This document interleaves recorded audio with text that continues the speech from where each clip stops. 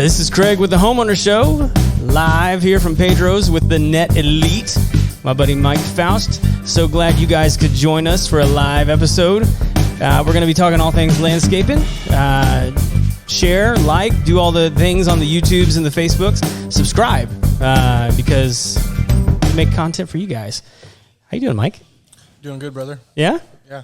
So you were just telling me the last time you were on the show, you got a little phone call. We did. Yeah, what was that all about? Thank you, everyone watching the Homeowner Show. I was doing a job just every day, head down, just working.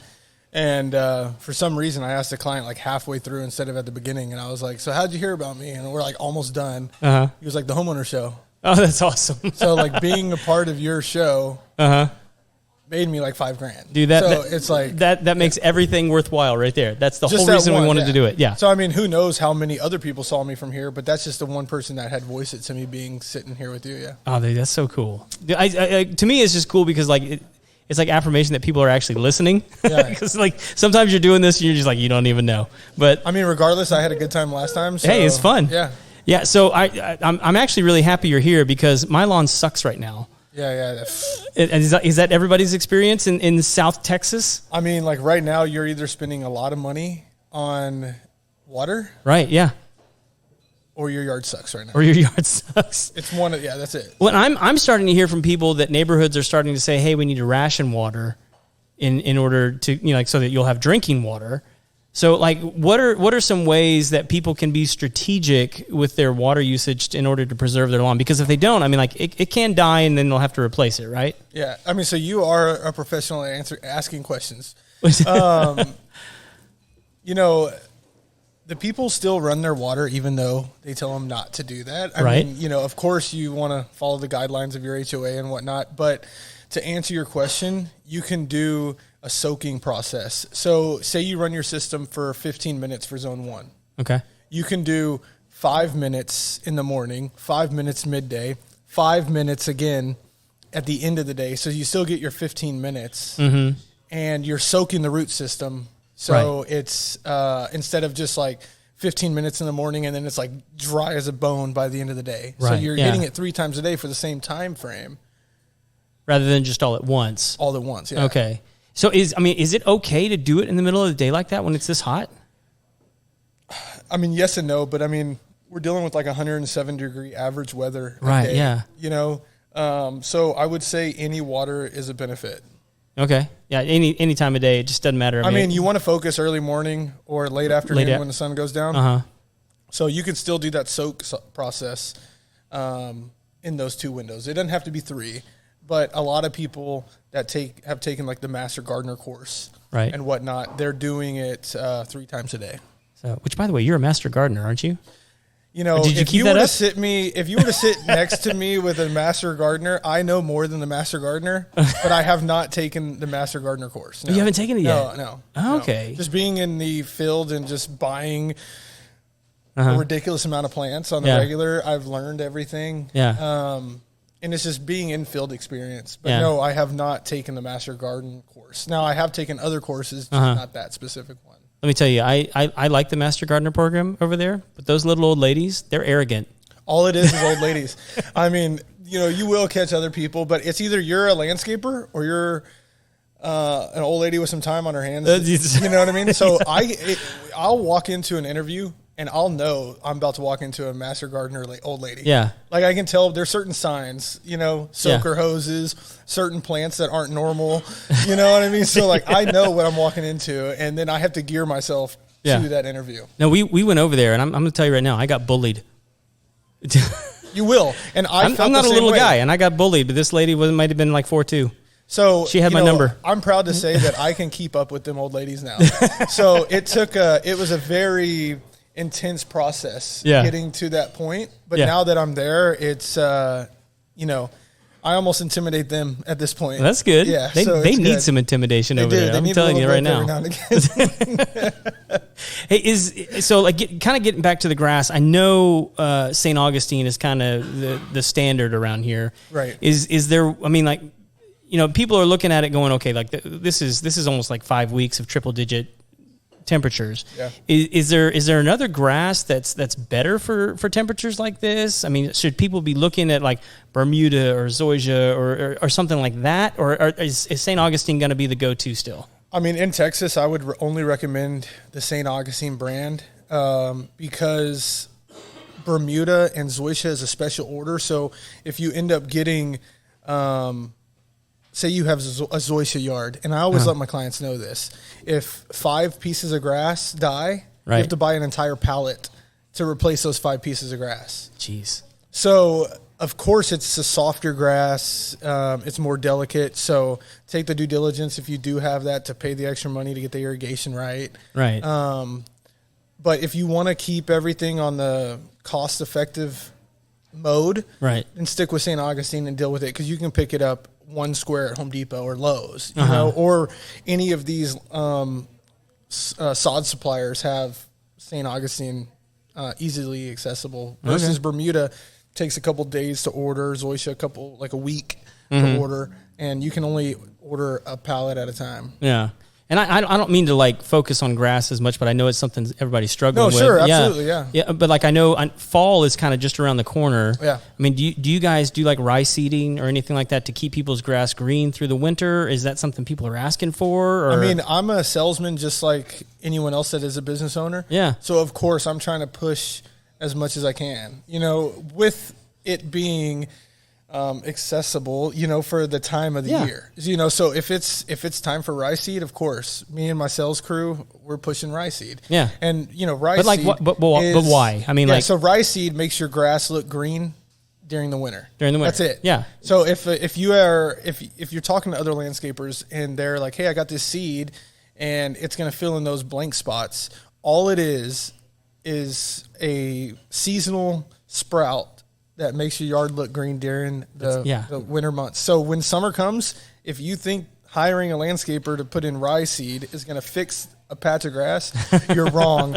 All it's going to do is make it look green. As soon as the spring heat comes, it's dead. Is that because rye doesn't last through the summer, or is it like that St. Augustine's choking it out? What's happening there? A bit of both. I mean, it's St. Augustine's aggressive, especially in the spring, but rye is. You're asking me a good question. Remember, I told you you're really good at asking questions. Good job. It's my job, man. You know, rye seed dies in the heat.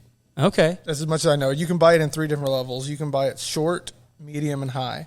If you buy medium and high, you're paying your lawn guy to come by and mow. You're right. Yeah. So we're pushing medium and high, right? Well, yeah, sure. But we will let the clients know that there is a short version available to where you can still not pay for the recurring maintenance. Yeah.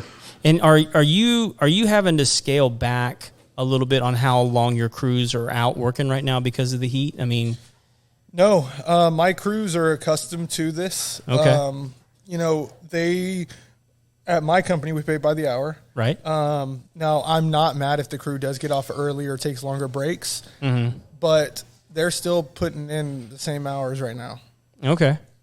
Well, and so to get off of grass, I mean, what other big things are people focusing on right now? Because I imagine you just had like the big wave of people moving in right before the end of summer, getting their kids ready in the schools. So they're buying new houses. They're wanting to adjust their landscaping. What are some things you're hearing people wanting to adjust on their houses landscaping wise? I mean, right now with the heat, if you have an irrigation system, you'll start noticing areas in your yard that are starting to yellow. And they're going, hey, what's going on with this? You know, like we have an irrigation system, but then I'll turn the irrigation system on in front of them and prove to them that it's not hitting certain areas. So there's, you know, over a time period, the heads will get sunk down, lawnmowers running them over, nozzles will get broken, or maybe not the incorrect nozzle was installed initially. So, you know, right now we're getting a lot of irrigation. You know, when we get heat waves like this, it's irrigation related. When we get a lot of rain, my phone's blowing up with drainage. So to answer your question right now, my phone is mainly ringing from irrigation repair and adjustments. Okay. Yeah. I mean, just people wanting to like salvage what they've got left. Correct. I mean, really people are saying, hey, skip my yard this week. Don't mow because, for one, we don't feel like our money's worth it because like there's nothing growing, you know right? what Yeah, I mean? And we're accessible. You know, we love our clients, so we're like absolutely. You know, we'll put you down we'll skip your visit.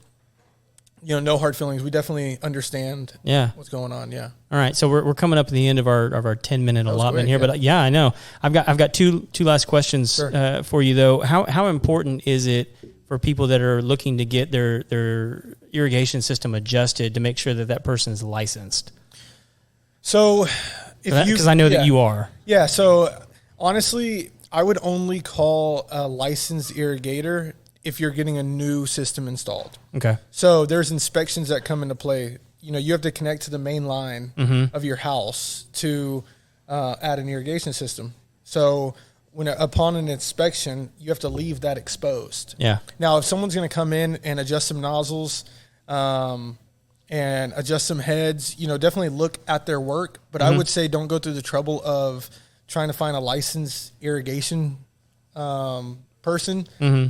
Because, I mean, you can because you're going to come to my company, but there's just like a lot of the people that go to these irrigation stores aren't. Sure. You know, and they still do good work, but if you're paying for someone that doesn't have the irrigation license, you know, absolutely take the extra step and look at what you're paying for. Mm-hmm. You know what I mean? Go out there with them, make sure the coverage is good. You know, make sure you're happy. You know, listen to their expertise, but you don't necessarily have to get a licensed irrigation company to come do an adjustment on the system, right? Yeah. or new nozzles per se, or a simple leak. But if you're getting a new irrigation system installed, then go through the due diligence, ask the right questions. Yeah, I mean, I've had to deal with it a lot recently, just because I've been recommending people because we deal with wet spots on people's houses all the time, right. And it's like, look, you have somebody that didn't design your system well. And it's creating some problems for you. That's creating secondary problems that are going to be way more expensive than just adjusting your irrigation system. Yeah, that's sometimes, you know, going with the cheaper guy. You get that quality of service, you know, for sure. And should it be a T and you got a 90 and a cap? You know what I mean? Like, you know, it's like sometimes these guys, you know, they're all trying to penny pinch and save a couple bucks to do your install. Versus if you were to go with the guy with that's $100 more. Right. Yeah. You might get it done right the first time. For sure. And that can save you a bunch of money. So selfishly, I'm going to ask this question. Sure. The front pasture in my place is just decimated. It's turned to sand. And it used to be like this haven of St. Augustine. I mean, like, is there any way to bring that back? Or is it just like reseeding? Is it putting down, you know, pallets of grass? I mean, what do I like? So I imagine I'm not the only one. I've been to your house. You have a big property. Yeah. So if you're willing to spend for an install crew to do about $425 per pallet, which only covers 450 square feet, right, then go ahead. Now, if you're trying to do something yourself, look up it's called seed and straw.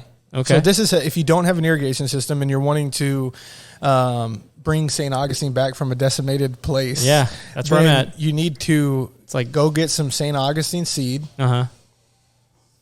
And then put hay. That's the straw on top, and then water it, and then you will your St. Augustine will eventually grow, and your hay can go away. Okay, it'll sort of the seed and straw technique is what it's called.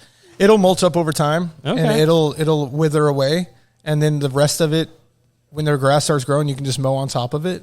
Okay, but seed and straw is going to be your non-irrigation yard technique to getting your yard back to where it needs to be. Is that hay kind of holding the moisture? Right. It holds the moisture down. So and it also holds the seeds in place. So the wind, the dogs, the birds, don't pick up the seed. Don't move the seeds to where you'll have like a small patch. You know, the seed and straw the straw keeps the seeds in place. Awesome. If you're not paying for like hydro seeding, which they only do really on commercial properties and ditches and roadways. Okay.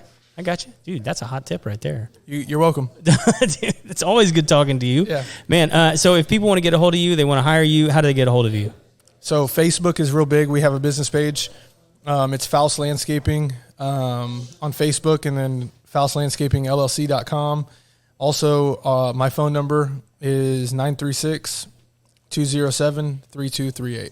Awesome, man. Good to talk to you. Thank you for sitting down with us. Absolutely. If people want to follow you, they can go find you on Facebook and Instagram and all that kind of good stuff. Not on Instagram. Not on Instagram, but Facebook. Facebook is where we're at, and my website. We have a fill-out form, so good to go. Fantastic, man. Thank you so much for sitting down. Guys, if you haven't yet, follow the page. Go give Mike's page a follow over there at Faust Landscaping. We'll see you next time here on the Homeowner Show. Thank you for joining us.